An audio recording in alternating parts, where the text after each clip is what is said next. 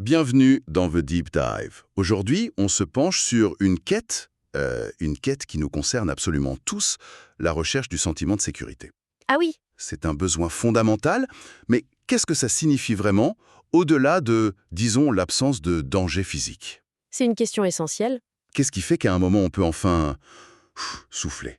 Et ce qui est intéressant, c'est que la plupart du temps, on n'y pense que quand ça manque. C'est ça. Or, comme le soulignaient bien les documents qu'on explore aujourd'hui, la sécurité, c'est pas juste l'absence de problème. Non. C'est le terreau, c'est le socle qui permet l'apprentissage, la créativité, le lien. Sans ça, une part immense de notre énergie est mobilisée pour survivre, pas pour vivre. Exactement. Et pour cette exploration, on s'appuie sur des supports pédagogiques vraiment très éclairants qui décomposent ce concept en plusieurs niveaux. Oui, Notre mission, c'est un peu de décortiquer ce qui nous permet, en tant qu'être humain, de nous sentir en sécurité. Que ce soit dans notre corps, dans notre tête, dans nos relations. et même à l'échelle de toute une société. Voilà. Alors, commençons par le commencement, le point de départ de toute expérience, notre biologie. La base du vivant. Avant toute pensée, avant toute émotion complexe, il y a le corps. Et son langage, lui, il est souvent le plus honnête. C'est ça. Au niveau le plus fondamental, ce qui ressort de ces documents, c'est qu'être en sécurité pour n'importe quel être vivant, c'est assez simple. Mhm. Ça veut dire 3 choses. Ne pas être menacé, pouvoir se réguler et évoluer dans un environnement qui soit un minimum prévisible. D'accord. On y lit que notre système nerveux, il a comme 3 objectifs permanents. Éviter le danger, économiser de l'énergie et revenir à l'équilibre. C'est sa mission, quoi. Et ce qui est fascinant, c'est de voir la sécurité avant tout comme un état physiologique. Les auteurs insistent beaucoup là-dessus. Ah oui? La sécurité biologique, ce n'est pas une idée, c'est quand notre corps peut fonctionner en mode calme et connexion. Le fameux système parasympathique. Exactement. Et c'est pas du tout abstrait, ça a des signatures très concrètes. Et ces signatures sont très parlantes. Quand on lit la liste, on se reconnaît forcément. Un corps en sécurité, c'est un corps où la respiration est ample, Où la digestion se fait sans problème. où le sommeil est vraiment réparateur. Mais c'est pas tout. Et c'est ça que j'ai trouvé frappant. Quoi donc? C'est aussi un corps qui a la capacité d'apprendre, d'être créatif et qui est ouvert à la relation. J'ai l'impression qu'on oublie que ces fonctions de luxe, entre guillemets, sont directement branchées sur notre état de sécurité interne. C'est un point essentiel. Et ça explique pourquoi des situations qui n'ont l'air de rien peuvent nous déstabiliser si profondément. C'est-à-dire, Quand on est en mode survie, même à un tout petit niveau, le cerveau, il coupe littéralement l'accès à ses fonctions supérieures.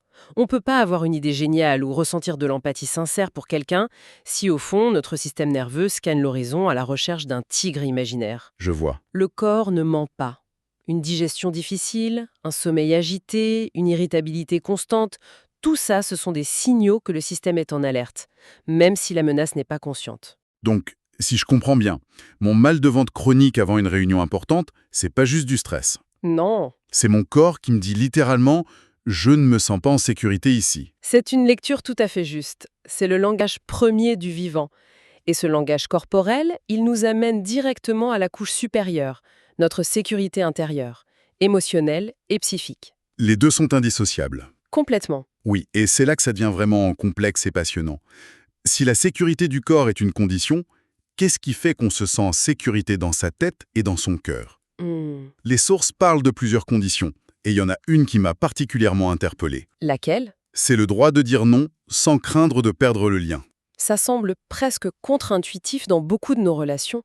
Pourquoi c'est si fondamental?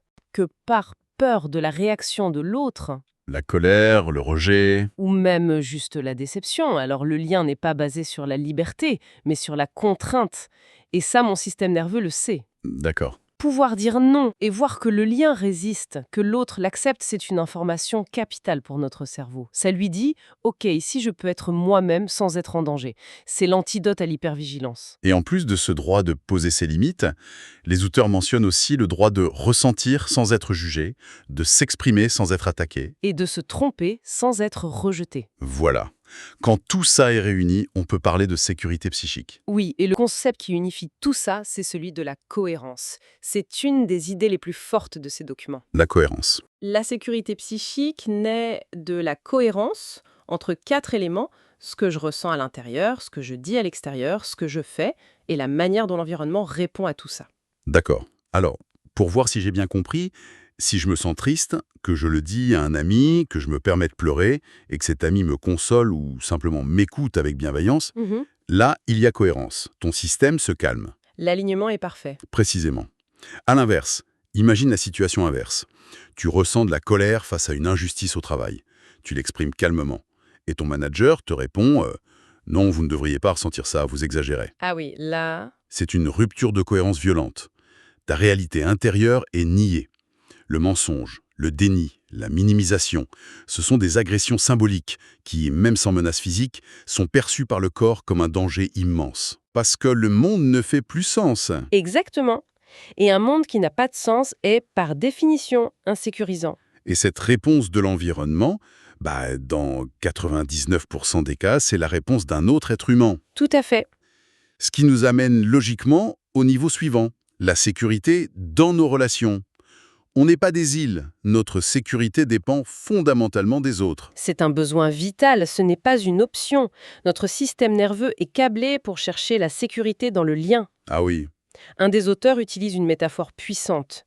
Pour notre cerveau, les autres sont soit des prédateurs, soit des proies, soit des membres de notre meute. c'est dans la meute qu'on trouve la sécurité. Voilà. Et à quoi on reconnaît un membre de la meute? Une relation sécurisante. Les sources listent des caractéristiques très claires. On se sent en sécurité quand l'autre est prévisible, pas dans le sens d'ennuyeux, mais de fiable. Quand l'autre respecte nos limites. Et surtout, Quand le lien n'est pas conditionnel. c'est ça. C'est-à-dire qu'on a le droit de pas être d'accord, de faire des erreurs, sans que l'amour ou l'amitié soit retiré comme une punition. Absolument. Et si on creuse, cette sécurité relationnelle repose sur des piliers très concrets.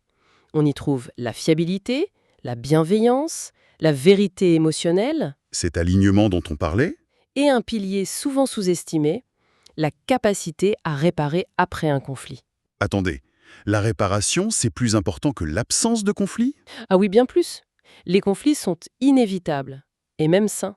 D'accord. L'utopie d'une relation sans jamais le moindre désaccord est une illusion dangereuse.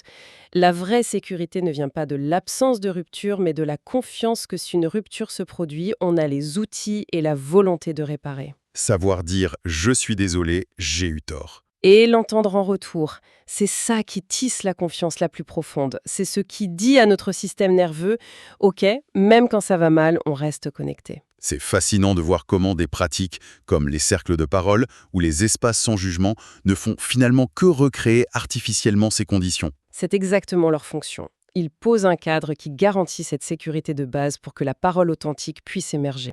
Et si on prend toutes ces dynamiques, qu'on les multiplie par des millions, on arrive à l'échelle de la société.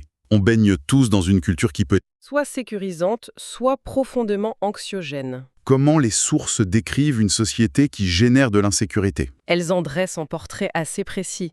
C'est une société qui d'abord nie la souffrance ou la voit comme une faiblesse. C'est une société qui valorise la domination comme un signe de force, qui accélère en permanence sans laisser le temps biologique de se réguler. Et, point crucial, qui hiérarchise la valeur des êtres humains. Où certains valent intrinsèquement plus que d'autres. C'est ça. Et la conséquence directe pour les individus qui vivent là-dedans. C'est un état d'hypervigilance chronique. Le système nerveux ne peut jamais vraiment se mettre en mode calme. Il est constamment sur le qui-vive, à scanner l'environnement pour déceler des menaces. Qu'elles soient physiques, sociales ou symboliques. Et c'est absolument épuisant. Un des documents relie ça directement à l'augmentation des maladies chroniques, des burn-out, de l'anxiété. Ce n'est pas une faiblesse individuelle, c'est une réponse physiologique normale à un environnement anormal. Quand on met tout ça bout à bout, les destructeurs de sécurité qu'on a vus à tous les niveaux, l'imprévisibilité, l'humiliation, le mensonge, La contrainte, le silence imposé, la liste est assez glaçante. On comprend mieux les réactions de figement, d'agressivité ou de fuite. ce sont les réponses classiques du système nerveux face à une menace. Et quand aucune de ces options n'est possible, il reste la dissociation. L'esprit déconnecte. Oui, parce que la réalité est trop douloureuse. Et au bout de toutes ces stratégies, il y a l'épuisement. D'accord, le diagnostic est posé et il est assez sombre. Mais la bonne nouvelle, c'est que ces documents ne nous laissent pas là. Ils proposent des pistes concrètes pour activement créer de la sécurité. Heureusement. Par où est-ce qu'on commence? Ça soulève la question la plus importante. Comment on fait? Les auteurs proposent d'agir à 3 échelles. On peut commencer par la plus proche, l'échelle individuelle. Qu'est-ce qu'on peut faire pour soi-même, pour commencer à reconstruire ce sentiment de sécurité? La toute première étape, c'est de réapprendre à écouter les signaux de son corps. La faim, la soif, la fatigue. Les bases. C'est le premier langage. Ensuite, c'est un travail de longue haleine, mais essentiel.